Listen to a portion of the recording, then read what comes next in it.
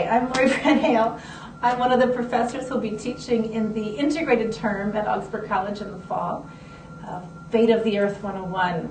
We're going to talk about the consumption of food, fuel, and media. And I'm really excited about this new opportunity, this new way to come together with other faculty members and students to engage in a learning community where we really take on the challenges of learning about these big problems and big questions together.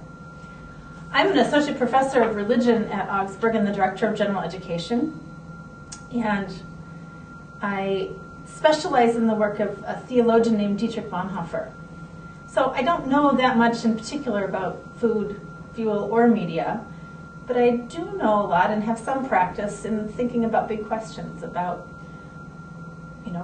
how we live together ethically and why it matters what we believe and how we make decisions in our everyday lives.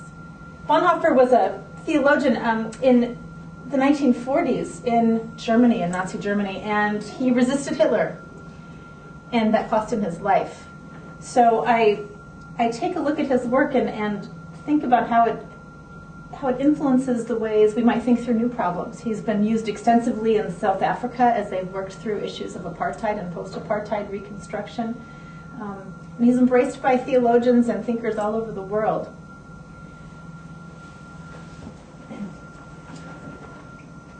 It's fun to look at him, pictures when he was a child, growing up with his family, but I think probably some of the most important times have come later in his life as he moved through the resistance and worked to think through what resisting Hitler meant theologically and ethically. And here's a picture of him with his best friend, his theological confidant, Eberhard Bethge. This was 1938. And that relationship became very important, especially when Bonhoeffer went to prison for his conspiratorial activities. And he wrote letters to Bethge. My favorite one is a letter he wrote in 1944 in the summer, July 20th. He talks about the this-worldliness of Christianity and how it's important to be grounded in the reality of the world. He said, by this worldliness, I mean living unreservedly in life's duties, problems, successes and failures, experiences and perplexities. In so doing, we throw ourselves completely into the arms of God, taking seriously not our own sufferings, but those of God in the world. Watching with Christ in Gethsemane. That, I think, is faith. That is metanoia, or transformation. And that is how one becomes a human, not a Christian. In addition to being a professor, I'm also a homeschooling mom. And so some days when I'm on campus, you'll see one of my children with me.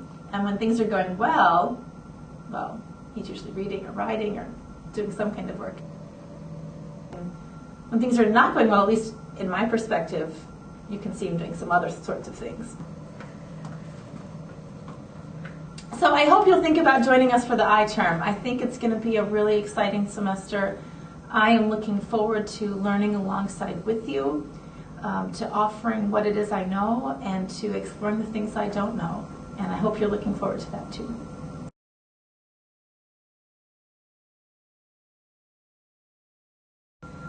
Hi, I'm Brandt Hale. I'm one of the professors that's, now you don't have to be a Christian to be in this class.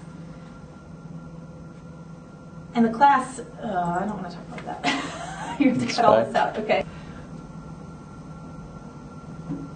I got nothing else. That's all right.